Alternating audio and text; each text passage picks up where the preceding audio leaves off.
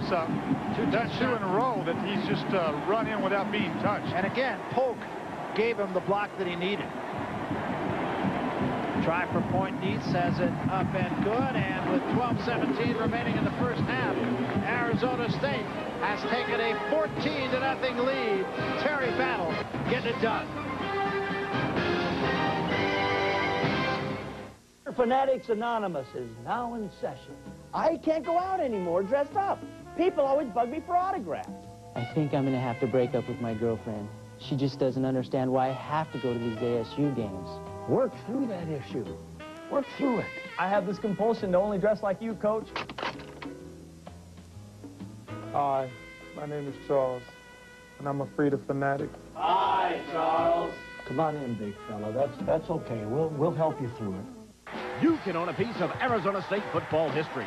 One at a time, Destination Pasadena is the official ASU season highlight video. Relive all the season's exciting moments, from the Sun Devils' upset in Nebraska to the win over rival Arizona. Travel with the team to Pasadena and go behind the scenes at the Rose Bowl. For your copy of One at a Time, Destination Pasadena, call toll-free 1-800-301-9775. Videos are $19.95. That's 1-800-301-9775. It's your chance to own a piece of history. We welcome you back. There's a look at Terry Battle scoring on a 4-yard touchdown run, his second of the day. Oh, damn, what's up, baby? Love you. Let's see what happened on that quick kick. Yeah, Sean Sueda is right here, and he's just going to overpower Wayne Wyatt, the center, get penetration, and block the kick right there. I mean, not a bad call. It's 3rd and forever. So here's a good opportunity to get some field position, but Sueda just knocked Wayne Wyatt right back into the kick. From a close-up view, there's big Sean Sueda. 6'5", 276 pounds. And what a huge play that was.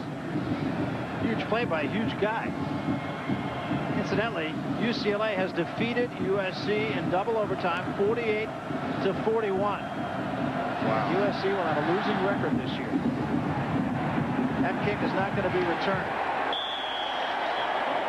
Let's go down to the sideline and Andre Aldridge. Andre. Well, Barry, we all know how serious this game is, and Dick Tomey just reiterated that to every single member of his team. During the timeout, he called the entire squad over, huddled them down, had them get down to one knee, and he lit them up very, very seriously, just to let them know that they're in a ball game and they better start playing.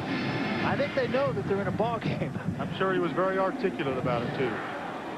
I mean, Dick told me, you know, this is a team, this Arizona team, that you look at the Iowa game that they lost by 1 point, the Cal game that they lost in 4 overtimes, the USC game, that were all winnable games.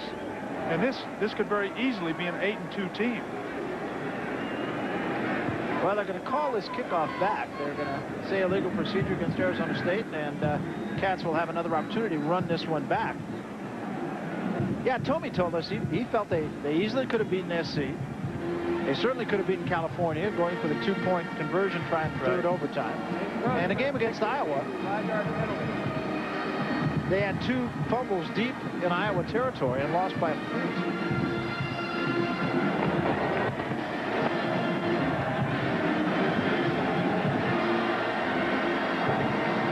So Anderson will kick it off again.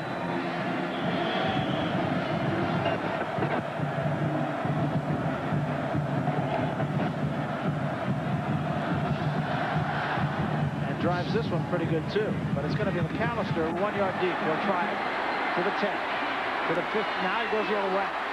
Doesn't have a lot of help over here. The 20, the 25, and got the 30-yard line. And that was all McAllister.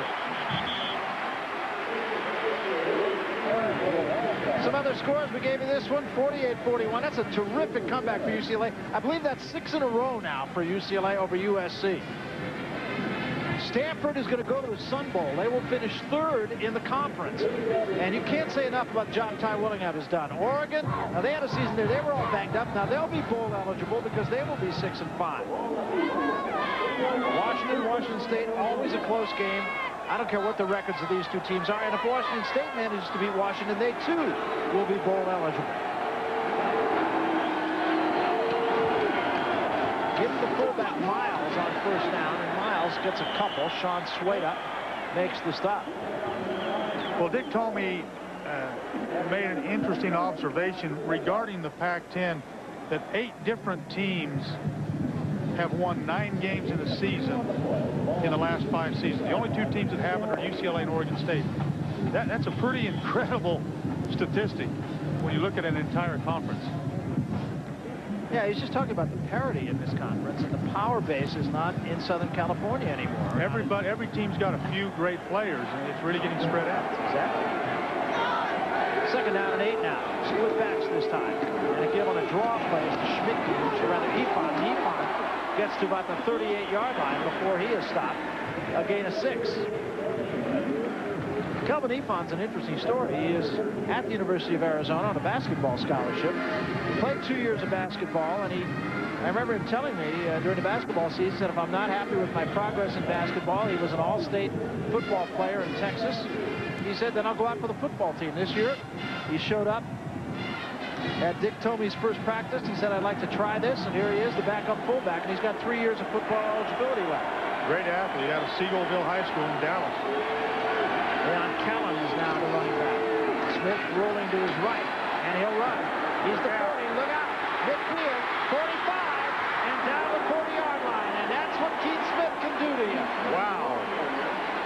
But boy, did he take a shot at the end of that from Mitchell Friedman. Of all the people that you don't want to get caught with your feet off the ground in front of, it's Mitchell Friedman. Don't ever get in front of Mitchell Friedman with your feet off the ground. He jumps over a player right there, and here comes Friedman before he can get his feet under him and change directions. And that's why they call him Fright Night. He leads with his head. But if you're going to get hit by Mitchell Friedman, better it should be 22 yards down the field. This is true. But what great elusiveness by Keith Smith. Boy, and you can see it coming, you know. Oh, man. Well, we've seen him outrun cornerbacks, outrun guys with angles on him. I think this guy's going to be very, very special. In fact, I think you look up and down this conference, and there's a lot of underclassmen quarterbacks who are going to make a lot of noise in the next few years. 544 rushing yards, the 2nd leading rusher on the team. Somebody jumped, and we're going to get a flag. Well, back to Keith Smith, Barry, he's just slowly but surely worked his way up to number 3 in the Pac-10 in terms of quarterback ratings, which is pretty incredible for a freshman who didn't get any snaps in the preseason. Wasn't expected to start, so didn't get much of the practice time, and here he is leading this team and one of the leading quarterbacks in the conference. Yeah, Dick Tomey told us he only had 25% of the snaps prior to the first game of the season. And he's not only doing that well in a conference, he's 18 in the country. Dead ball, offside, defense, 5-yard penalty. They call it on Jeremy Stack.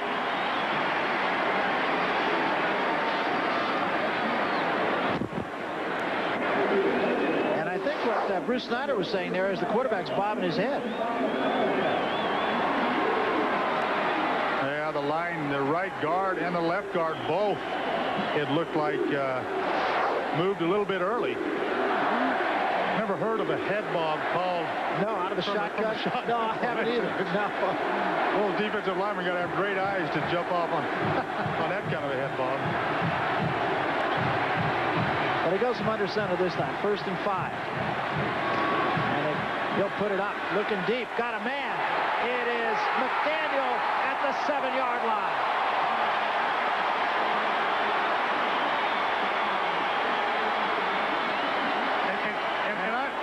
And I want to just watch in isolation, but I want to just, when you see a guy like Keith Smith that can run like he can run, and he can throw like this. Look at this ball right on the money on one of the most difficult routes that you can throw. This is a post corner route. Throws in absolutely the perfect spot. Courtney Jackson trying to defend on the play. Yeah, McDaniel had him turned 18 different ways. And my point is, normally a quarterback, he's a great runner, a great thrower. Keith Smith can do it all. Gain of 28 on the pass. High formation this time. And they give it inside to Callan, and Callan will get to about the 6-yard line. He got about 2. Closed down very quickly by the Sun Devil defense. there's another guy that they're extremely excited about around here, Leon Callum, who's just a freshman. Haven't talked about him